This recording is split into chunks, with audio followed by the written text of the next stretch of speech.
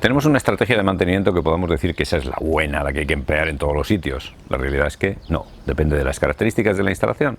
Interesará utilizar una estrategia u otra de mantenimiento. ¿Y qué es eso de las estrategias de mantenimiento?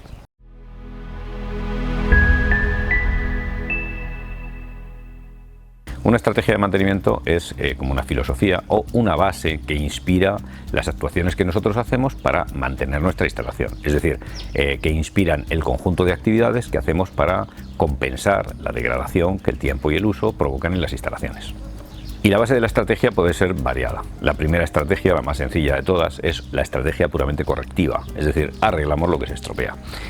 ¿Podemos decir que es una mala estrategia? Bueno, dependerá de las características de la instalación, pero si no tenemos toda nuestra producción vendida, las averías que se pueden provocar no son graves y las averías que se pueden provocar no afectan a la seguridad de las personas, podemos llevar perfectamente nuestra instalación a correctivo y decir, bueno, pues cuando algo se rompa, lo arreglo, porque eso agota la vida útil de las piezas. Pero claro, hay otras situaciones en las que yo no puedo esperar a que rompa la máquina. ¿Por qué? No por el hecho de arreglarlo. Arreglar en muchos casos no es el problema.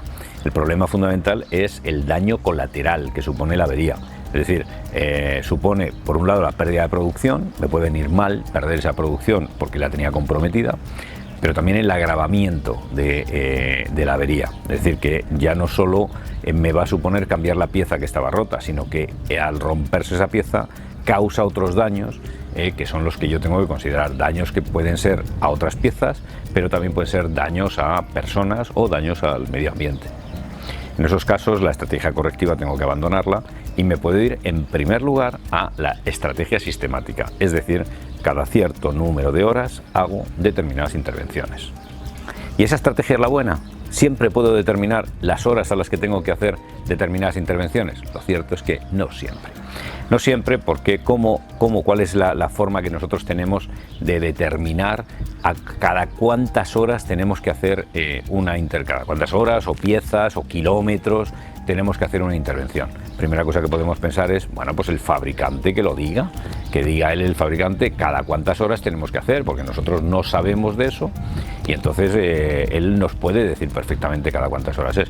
Si lo hacemos así, si lo dejamos en manos del fabricante, corremos varios riesgos. El riesgo que corremos es que él nos esté diciendo que cambiemos una pieza mucho antes de lo que corresponde, simplemente porque vende piezas o vende el servicio de cambiar esas piezas.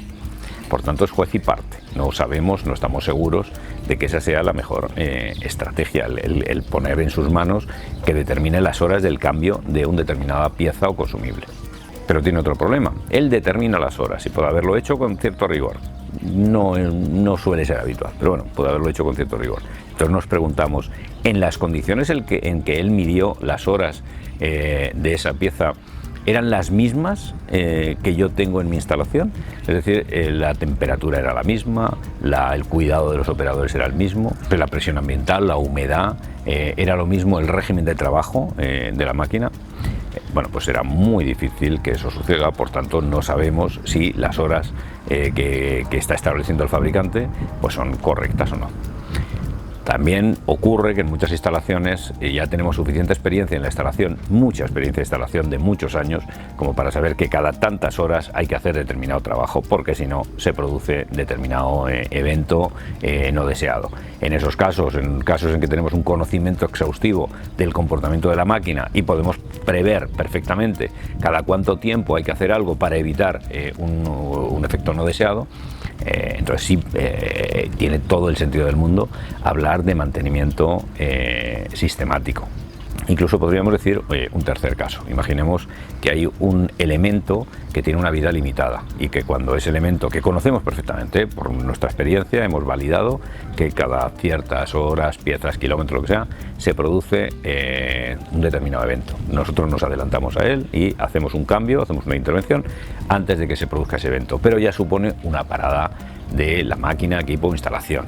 En ese caso tenemos la oportunidad de intervenir, así que basados en esa vida limitada de un componente podemos establecer que el resto del mantenimiento también nos lo vamos a llevar a sistemático. ¿Por qué? Porque tenemos la oportunidad de intervenir. Entonces organizamos unas ventanas de mantenimiento provocadas por algo que tiene un factor limitante en vida, y decimos, vale, pues teniendo en cuenta que tengo que cambiar no sé, todos los años esta pieza, porque si no tengo problemas, todos los años voy a organizar una parada y voy a intervenir, voy a intervenir en muchos más equipos que no me han dado síntomas de estar mal, pero simplemente porque tengo la oportunidad de hacerlo.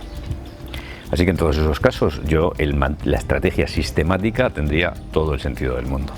Pero ¿y si no se dan esas condiciones? Que por cierto es en la mayoría de las instalaciones.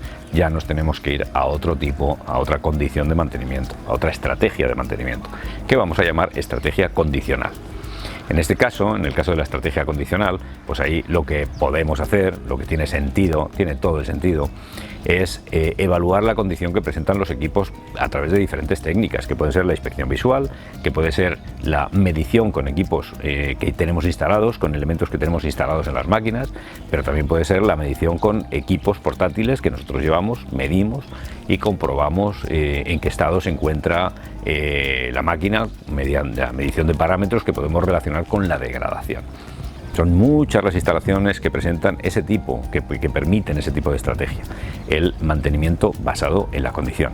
Así que tenemos un tercer tipo de estrategia. Recordemos, estrategia correctiva, cuando no pasa nada si la máquina llega a averiarse.